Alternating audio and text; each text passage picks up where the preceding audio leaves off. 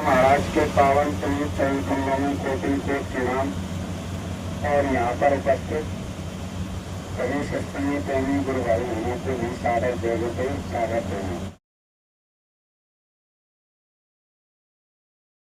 गुरु महाराज ने कहा कि हम लोग बड़े सौभाग्यशाली हैं जो कि हर सप्ताह इस स्थान पर मालिक की चर्चा के लिए इकट्ठे होते हैं। ये मौके जीवन में बड़े भाग्य से मिलते हैं। अब ये जो पुस्तक गुरु महाराज ने अपने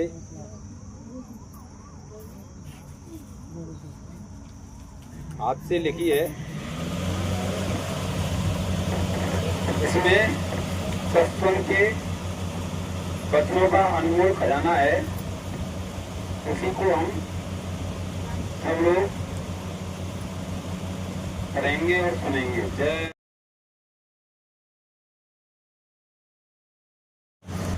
और उसमें जो गुरु महाराज की स्वयं की हस्तलिखित डायरी है, उसके वचनों को रखा गया है।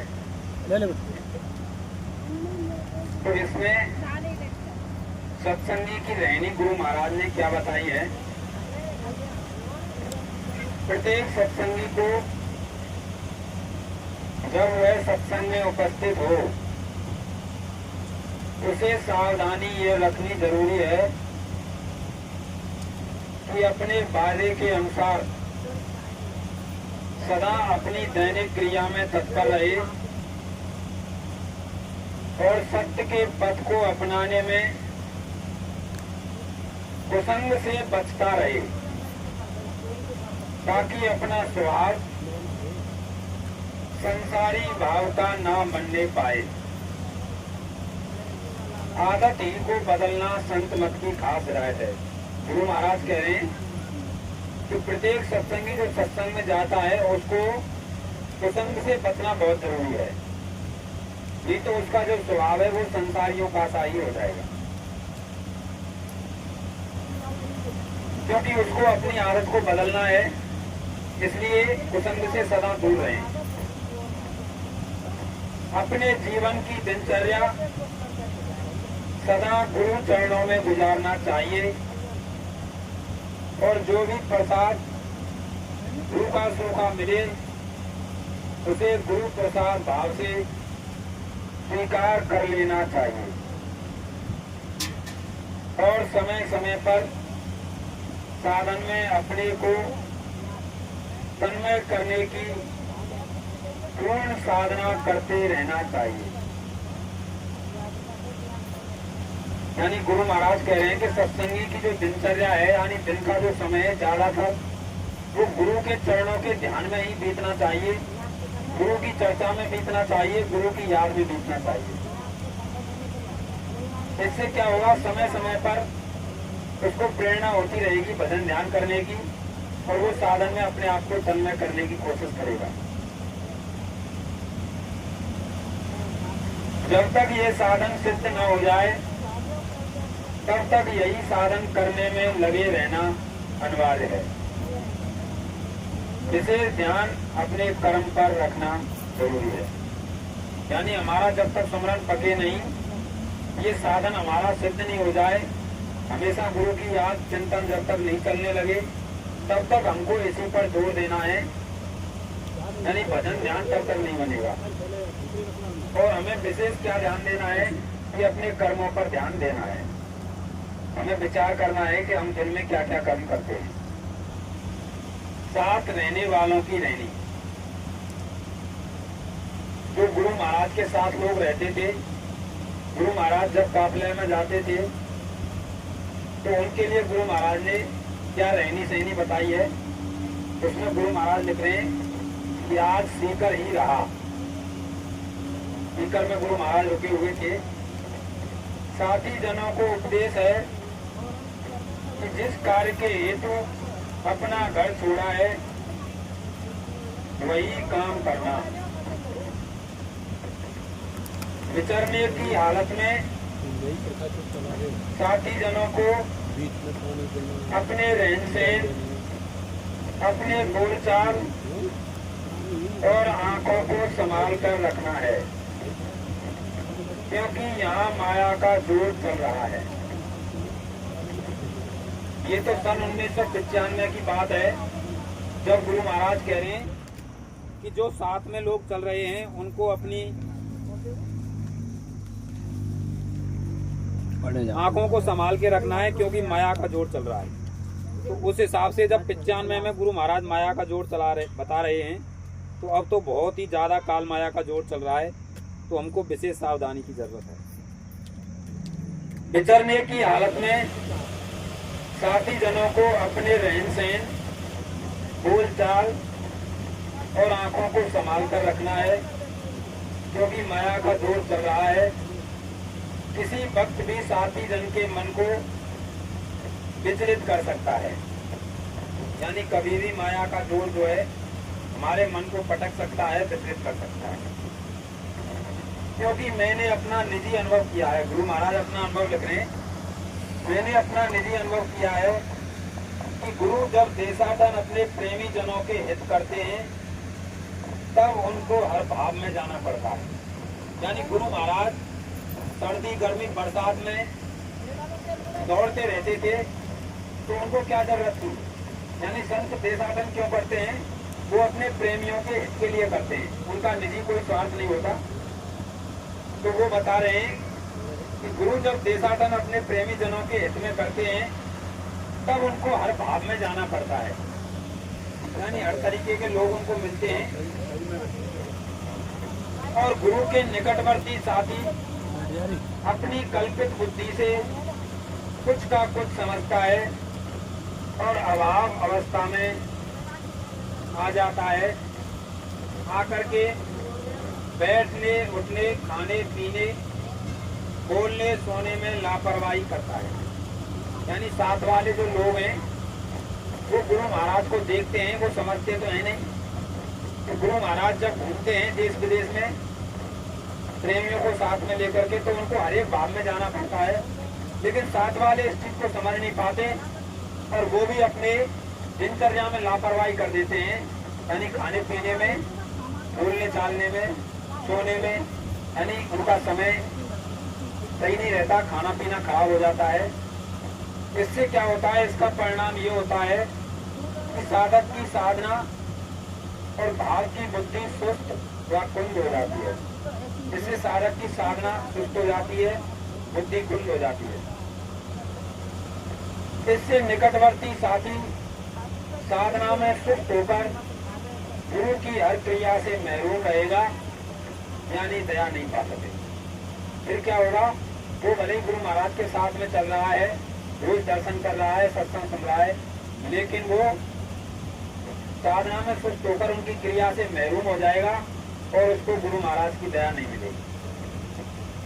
गुरु के साथ सुस्त और होशियार रहना जरूरी है। यानी गुरु महाराज के साथ जब हम चलें या रहें, तो हमको बहुत ही चुस्त चालाक होना चाहिए। जिस नियम को गुरु बना दे उस पर हावी रहना चाहिए, और ये साथ में रहने का नहीं है। यानी गुरु महाराज ने जो नियम हमारे लिए बताए हैं या बनाए हैं, उन पर हमेशा हमको हावी रहना चाहिए, तब ही हम गुरु महाराज की दया ले सकते हैं। गुरु की हर कृपा पर आशिक रहना शिष्य का मुख्य धर्म है।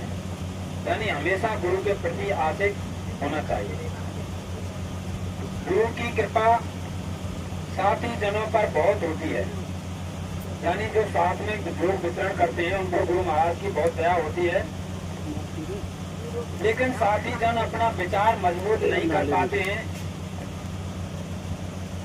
जिन कर्मों के बस होकर जीव को नरकों की असह्य त्रास पाना है, गुरु इसी असह्य त्रास से छुटकारा कराता है। यानी गुरु उनको साथ में लेकर जब देशाटन करते हैं, तो गुरु को तो मालूम है कि इनको नरकों में जाना है, इनके कर्म कैसे हैं, तो वो आप हमको नरकों से बचाना चाहते हैं, नरकों की यातना से छुड़ाना चाहते हैं। इसी वजह से वो साथ में लेकर के देशाटन करते हैं। गुरु चाहता है कि निकटवर्ती साधक शुद्ध भाव में आकर अचल साधना सूरत के जगाने की करने लगे और अपना जलवा आप देखें। गुरु महाराज तो हमेशा यही चाहते हैं कि ये लोग साधना में लग जाएं पूरी तरह से और अचल साधना करें। लेकिन और अपना जलवा आप देखें, पर साधक किसी न किसी क्रिया का शिकार होकर साधक की मनोवृत्ति बदलकर संसारी भाव की मनोवृत्ति में भ्रमण करने लगता है। लेकिन साधक के साथ क्या होता है, कोई घटना या क्रिया में आकर के वो बह जाता है और फिर वो संसार की मनोवृत्ति में रमण करने लगता है। जैसे ये आश्रम बनाए, आश्रम का उद्देश्य क्या है? जो भी आश्रम जगह जगह स्थान गुरु स्थान बनाए जाते हैं उनका एक ही उद्देश्य होता है कि हमको जो गुरु महाराज ने रास्ता दिया है किसी भी प्रकार से हम उसमें लगें। क्योंकि घर में हम रिश्तेदार हैं, परिवार वाले हैं, संसार वाले हैं, गांव वाले हैं, तमाम तरह के लोगों में रहते हैं, तमाम तरह की बातें होती हैं तो उस भाव में बह जाते हैं। लेकिन आश्रम पर रहेंगे तो गुरु महाराज की चर्चा होगी, गुरु महाराज की प्रार्थना होगी, तो हमें हमारा फिर इच्छा होगी कि हम साधन भजन में लगे। इस उद्देश्य से आश्रम बनाए जाते हैं। कोई चीज गुरु महाराज बता रहे हैं, इसी वजह से गुरु महाराज साथ में लेके घूमते हैं। लेकिन वहाँ भी क्या होता है, और ऐसे ही आश्रमों पे वहाँ क्या है, हम वही भाव जो हमारे घर का है उसको यहाँ ले आते हैं। कोई किसी प्रेमी के द्वारा, किसी सत्संगी के द्वारा ऐसी कोई घटना हो जाती है जिसमें हम बह करके संसार की मनोवृत्ति में चले जाते हैं, तो फिर वही संसारी चर्चा, संसारी बातें और संसार की तमाम होने लगती है। यानी हम संसारी मनोवृत्ति में रमण करने लगते हैं और जो गुरु का वायुमंडल है उससे हम दूर हो जाते हैं। ये निजी अनुभव है, ये जो गुरु महाराज लिख रहे हैं ये हमने अनुभव तय किया है, ये इसमें बिल्कुल भी झूठ नहीं है। एक सत्संग में मैं सुन रहा था, गुरु महाराज कह रहे हैं कि आप बातें करते हो संसारी, यहाँ करके ही कोई, अरे कि ये तो तुम्हारी खेती बाड़ी में, घर परिवार में ये गप सड़ाके की बातें तो वहाँ होती रहती हैं, तुम यहाँ करके भी यही बातें करते हो, तो फिर यहाँ आने का तुम्हारा फायदा क्या है? भाई तुम यहाँ आए हो तो कम से कम गुरु की चर्चा करो, गुरु की याद में जाओ, गुरु का कोई पुराना संस्मरण सुनो या सुनाओ, यानी कोई भी बात हो गुरु से संबंधित ही बात करो। अगर कोई बात नहीं कर सकते तो भले चुप ही रहो इसके बजाय। तो सत्संग में गुरु महाराज कह रहे हैं कि हम चुप ही हो जाओ, कुछ नहीं कर सकते। तो वही चीज इसमें गुरु महाराज बता रहे हैं कि जो साधक है वो साथ में चलते हुए भी, काफिले में चलते हुए भी संसारी भाव में रमण करने लग जाता है और वो गुरु की दया से दूर हो जाता है। साधकों होशियार, गुरु महाराज चेताते हुए कह रहे हैं कि अरे साधकों होशियार रहो, जो रास्ते में गाफिली करोगे उसी में लूट लिए जाओगे। हम रास्ते में चल रहे हैं, अभी हम पहुंचे नहीं है मंजिल पर, लेकिन अगर हमने गाफिली कर दी तो हम लूट लिए जाएंगे और गिर जाएंगे और फिर उठना हमारे लिए बड़ा मुश्किल हो जाएगा।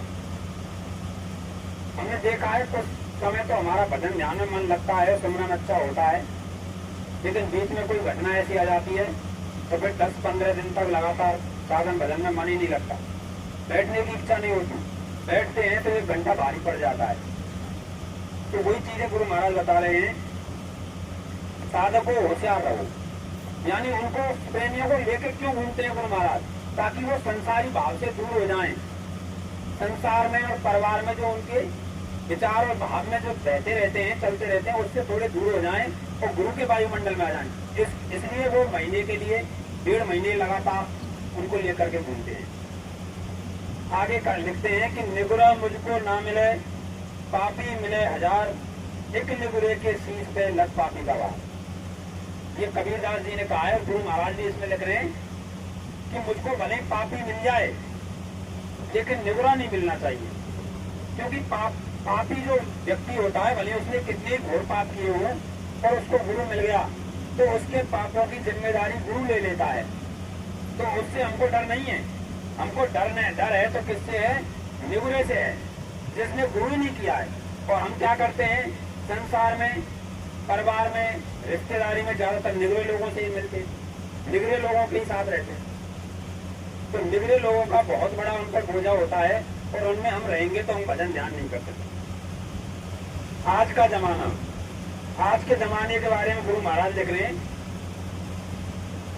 हर मनुष्य अपनी भावना में आजाद हो गए हैं, यानी सब स्वतंत्र हैं, सब मनमानी करने में लगे हुए हैं, किसी पर कोई बंधन नहीं है। जैसे चाहे देखें, जैसे चाहे सुने, जैसे चाहे बोलें और बरतें, कर्म भी आजाद हो गए, यानी सबकी मनमर्जी है, कोई कुछ भी बोल सकता है, कुछ भी सुन सकता है। यानी गुरु महाराज 2000 के सत्संग में कह रहे हैं कि काल भगवान ने आपको पूरी आजादी दी है। वो आपको 80 साल, 70 साल, 100 साल तक, जब तक आपकी सांसों की पूंजी मिली है, कुछ भी आपको नहीं कहेगा। आप कुछ भी करो, कान से अच्छा सुनो चाहे बुरा सुनो, आंख से अच्छा देखो चाहे बुरा देखो, हाथ पांव से अच्छा काम करो या बुरा काम करो, लेकिन उसके दूत वोट करते रहेंगे। गुरु महाराज बार बार इस बात को समझाते थे कि वो लिखते रहते हैं, आपको एक शब्द नहीं बोलेंगे कि आप ये क्यों कर रहे हो, भले आप कुछ भी करो, अंडा खाओ, मछली खाओ, मांस खाओ, किसी को मार दो, काट दो, जला दो, किसी को गाली दो, वो कुछ नहीं कहेंगे, लेकिन लिखते रहेंगे। तो हम हो गए हैं आजाद, यानी उन्होंने आजादी दी है पूरी, लेकिन उन्होंने फल अपने हाथ में रखा है। गुरु महाराज बार बार समझाते थे कि इसका फल तुमको पूरा भोगना पड़ेगा। तो वही चीज कह रहे हैं कि सब लोग आजाद हो गए हैं और आजादी में बरत रहे हैं, इसी से संसार में पाप हो रहा है। कारण क्या है? यही पाप हो रहा है। पहले के समय में आजादी कम थी, गुरुओं का अनुशासन रहता था, माता पिता का अनुशासन रहता था, राजा का अनुशासन रहता था। अब कोई अनुशासन ही नहीं है, ना कोई माता पिता का अनुशासन है, ना कोई गुरु का अनुशासन मानता है, ना कोई राज का अनुशासन मानता है। राज्य सरकार का अनुशासन क्यों नहीं मानते? क्योंकि व्यवस्था भ्रष्ट हो गई है। आप कोई भी गलत काम कर दीजिए, पैसे ले जाइए, जज को दे दीजिए, अधिकारियों को दे दीजिए, या फिर आप नेताजी को दे दीजिए, आप बच जाओगे। तो इस वजह से अनुशासन खत्म हो गया और सब आजाद में बरतने लगे, इसी वजह से संसार में पाप हो रहा। आगे गुरु महाराज लिख रहे हैं कि अनाचार तो इतना फैल गया है कि आदमी के रोम रोम में बस गया है। यानी आज के समय पर अनाचार इतना हो गया कि रोम रोम में अनाचार भर गया है। और दिल्ली में तो आदमी इस कदर भाग रहे हैं जैसे कहीं आग लग गई हो, सब बुझाने जा रहे हैं। बड़े शहरों में देखना आप, पूरी रात वहाँ पे गाड़ी दौड़ती है रोडों पर, वहाँ पता ही नहीं चलता लोग सोते हैं कि नहीं सोते हैं। कोई चीज इसमें गुरु महाराज बता रहे हैं, जैसे कहीं आग लग गई हो, सब बुझाने जा रहे हो। कोई किसी का साथी नजर नहीं आता है, हर आदमी पैसे के पीछे पड़ा है। गुरु महाराज कह रहे हैं कोई किसी का साथी नहीं है, सब स्वार्थ में लिखते हैं, सब पैसे के पीछे पड़े हैं। यानी पैसे की चिंता पहले है और अपनी चिंता पहले है, दूसरे के साथ चाहे कुछ भी हो जाए उसकी किसी को चिंता नहीं। हाय पैसा, हाय पैसा, पैसा कैसे आ गए, एक ही उद्देश्य रह गया है कि पैसा कैसे आए। औरतें चिल्लाती हैं कि जल्दी चूड़ियां, हार, साड़ियां लाओ। औरतों को भी यही चिंता है कि मेरे पास गहने हो जाएं, चूड़ियां हो जाएं, साड़ी हो जाए ज्यादा से ज्यादा। यानी सब पैसों के पीछे भाग रहे हैं। यही आवाजें शहरों में उठ रही हैं। इन्हें कहाँ फुर्सत, जो महात्मा की आवाज सुने, इनके ऊपर मुसीबत का पहाड़ टूटने वाला। गुरु महाराज कह रहे हैं इन लोगों को फुर्सत नहीं है कि ये किसी महात्मा के सत्संग में थोड़ी देर बैठ जाएं और उनकी बात को सुन लें। इतना समय लोगों के पास नहीं है और इनके ऊपर मुसीबत का पहाड़ टूटने वाला। उनको ये भी नहीं पता है कि जब इनका अंत समय आएगा तो इनके ऊपर कितनी भारी मुसीबत आने वाली है। संत तो देखते हैं, वो इसमें लिख रहे हैं, आ रहा है जमाना, आ रहा है जमाना, साधुओं का बोलबाला होगा। गुरु महाराज कह रहे हैं कि वो जमाना भी आ रहा है जब साधुओं का ही बोलबाला होगा। लोग दौड़ेंगे साधुओं को सुनने के लिए, संतों के पीछे भागेंगे। अभी नहीं भाग रहे, अभी तो केवल आरती में गा लेते हैं कि श्रद्धा भक्त बढ़ाओ, विषय विकार मिटाओ, पाप हरो देवा, और श्रद्धा भक्त बढ़ाओ, संतन की सेवा। संतन की सेवा करना कोई नहीं चाह रहा है। आरती बोलते ही भगवान जी के सामने घंटी बजा दी और उसमें गा रहे संतों की सेवा, हमारी श्रद्धा भक्ति बढ़ाओ, संतों की सेवा हमको भगवान दो, लेकिन करना चाहते नहीं। साधुओं के पास भी नहीं जाना चाहते, ना संतों के पास जाना चाहते। आज दुनिया दुखी है, गुरु महाराज लिख रहे हैं आज दुनिया दुखी है, प्रार्थना करके पूछती है कि दुख से छूटने का सामान होगा। यानी सब लोग दुखी भी हैं और पूछते भी रहते हैं। कोई मिल जाता है तो भाई कोई इस दुख से बचने का कोई उपाय बताओ, कोई समाधान बताओ, लेकिन करते नहीं है। होगा जरूर पर अभी देर है। गुरु महाराज कह रहे हैं कि आपके दुख से छूटने का समाधान तो होगा, लेकिन उसमें अभी देर है।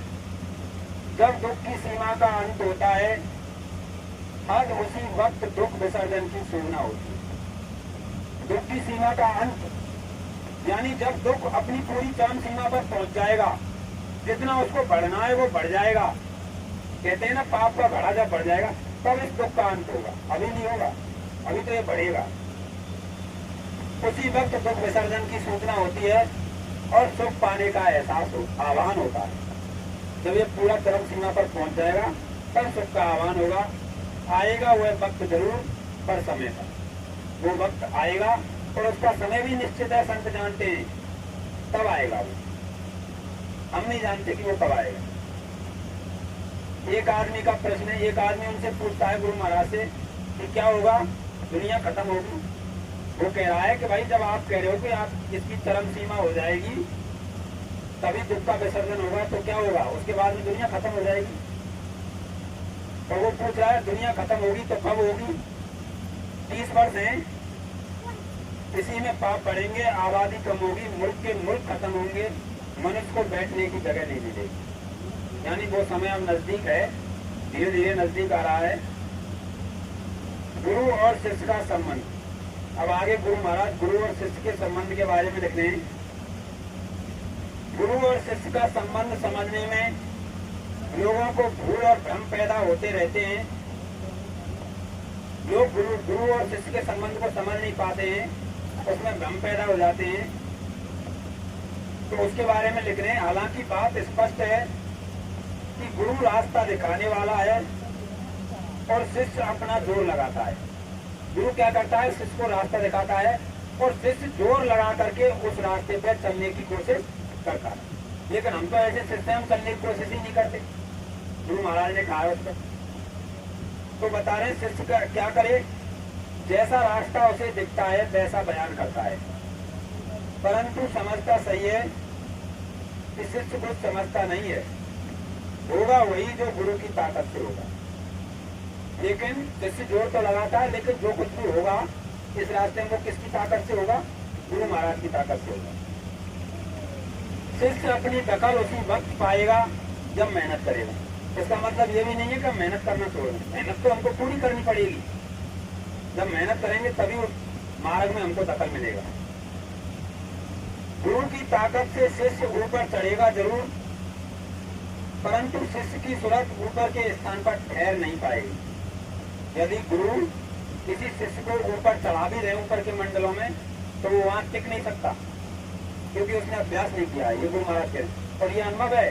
बहुत से लोगों को गुरु महाराज ने नामदान दिया और नामदान देते उनकी आंख खुली, उनको सामने आंख बंद करने पर दिखाई देने लगा, लेकिन वो घबरा करके आंख खोल देते। किसी को आवाज आती तो वो घबरा जाता, डर जाता और कान खोल देता। क्यों? क्योंकि वो गुरु की दया से दिखाई सुनाई दे रहा था, उसने खुद ने तो मेहनत की नहीं।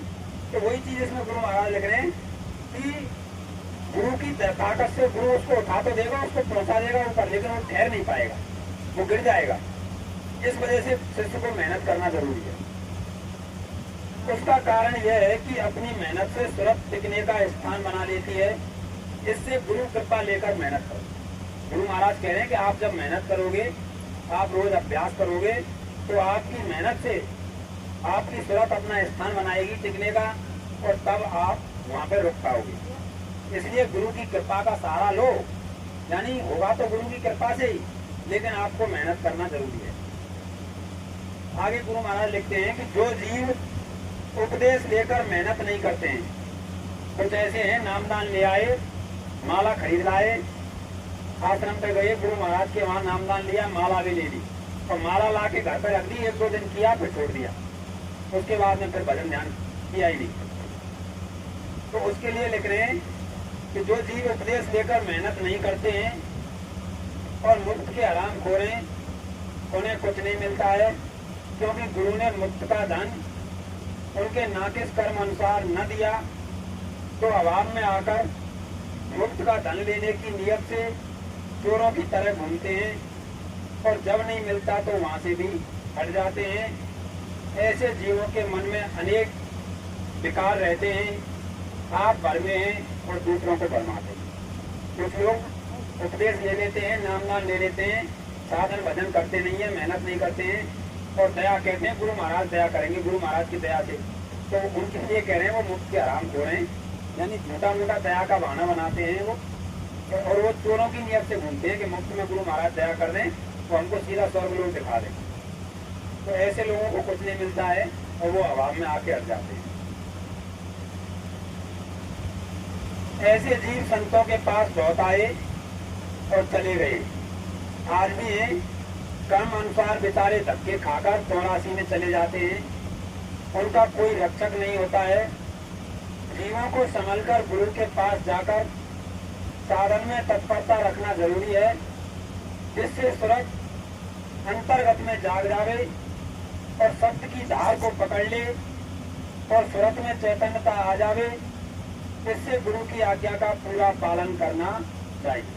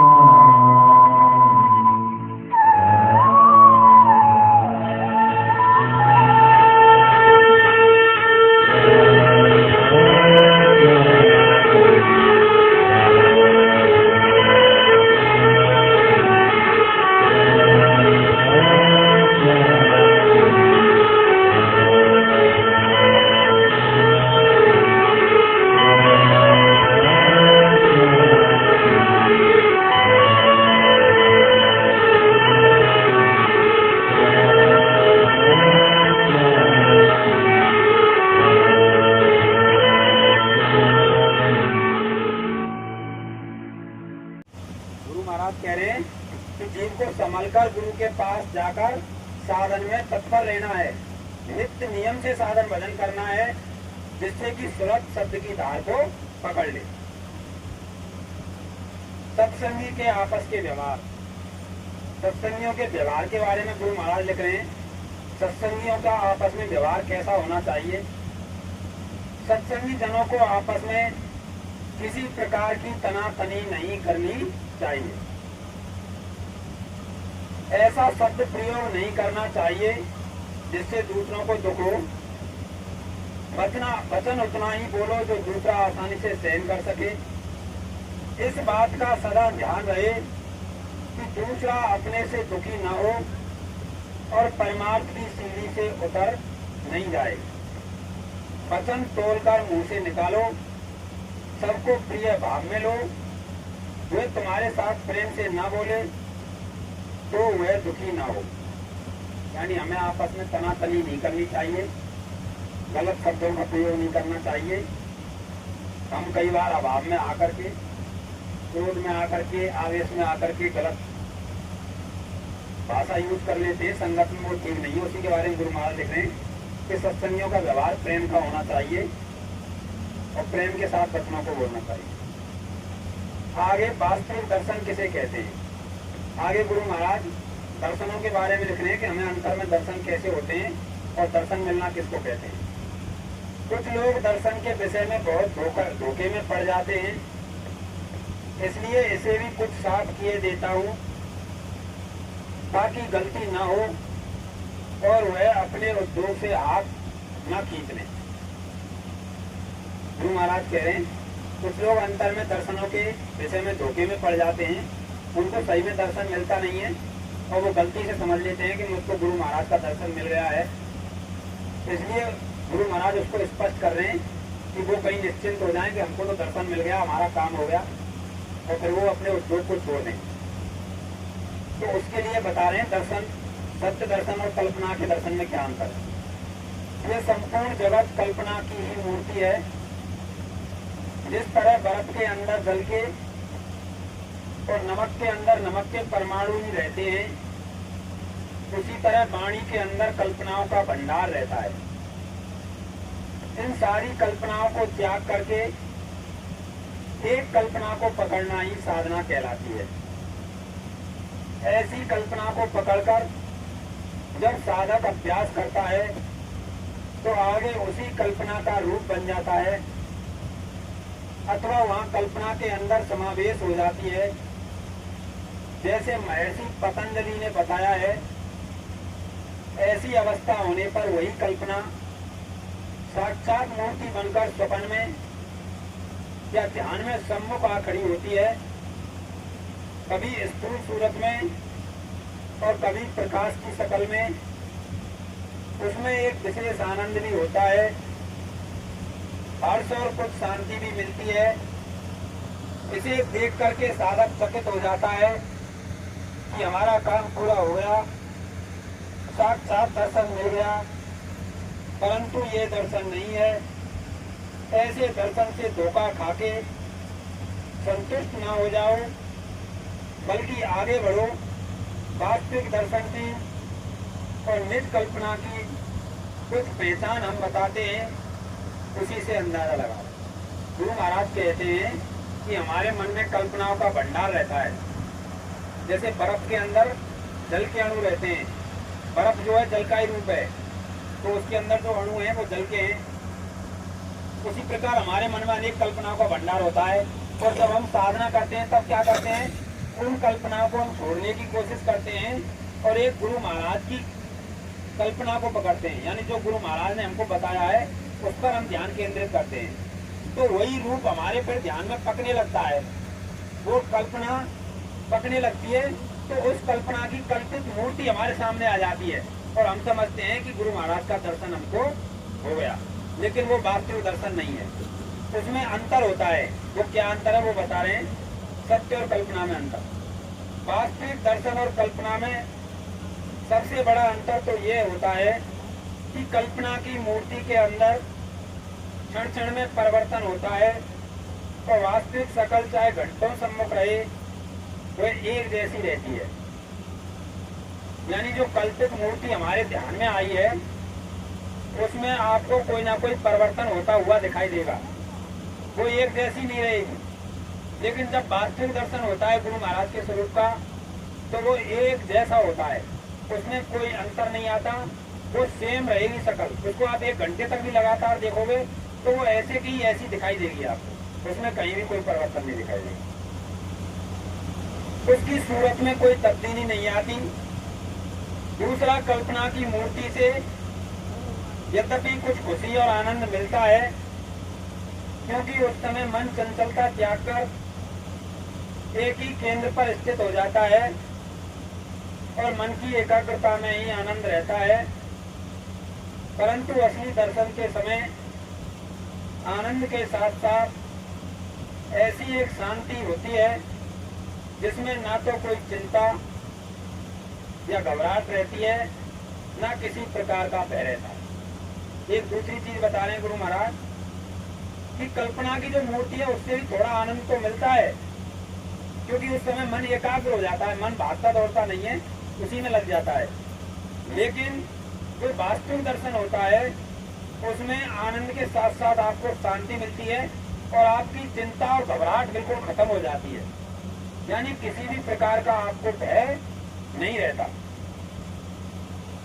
जैसे सती स्त्री अपने बलवान पति को समीप देख के निर्भय हो जाती है, जैसे निर्बल बालक अपने माता पिता की गोद में बैठकर सारी व्यवस्थाओं से अपने को मुक्त देखता है, वैसे ही उस समय उपासक की दशा होती है।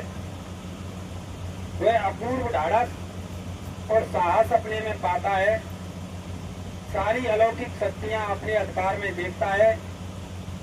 उसे ऐसा प्रतीत होता है मानो कामधेनु और कल्प वृक्ष दोनों उसके आश्रम में ही आ गए हैं और मनचाही वस्तु देने को खड़े हैं।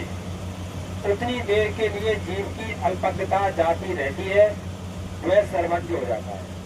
यानी जब वास्तविक दर्शन किसी को गुरु महाराज का मिलता है तो एकदम निर्भय हो जाता है, उसे किसी प्रकार का भय नहीं होता, उसके अंदर अलौकिक शक्तियां आ जाती हैं। यानी कामधेनु और कल्पवृक्ष जो हमारे शास्त्रों में बताए हैं, कामधेनु वो होती है जो जिससे आप कोई भी चीज मांग सकते हो, और कल्पवृक्ष वो वृक्ष होता है उसके नीचे बैठ के आप कोई भी इच्छा करोगे तो तुरंत पूरी हो जाएगी। ऐसी शक्ति उस समय साधक में आ जाती है, कामधेनु और कल्पवृक्ष। अब इन दोनों शक्तियों के बारे में गुरु महाराज लिख रहे हैं, ये क्या शक्ति होती है।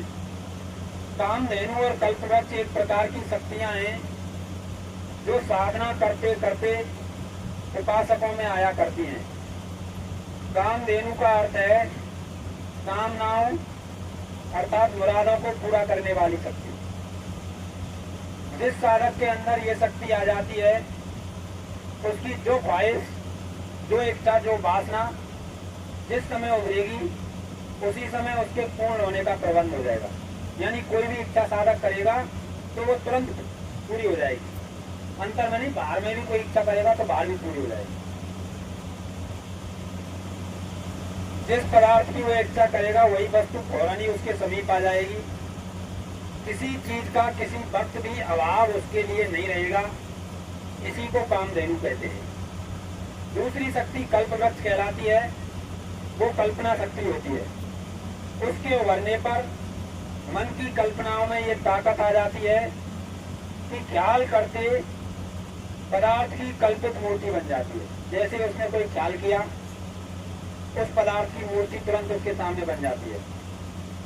जैसे मैदान में खड़े होकर उसने ये संकल्प किया कि यहाँ एक बड़ा उत्तम महल जिसमें आराम के सारे सामान मौजूद हों अभी बन जाए, तो फौरन ही उसके दिल के नक्शों के मुताबिक वह महल दिखाई देने लगेगा और उसमें उसकी मर्जी के अनुसार सारे सामान होंगे।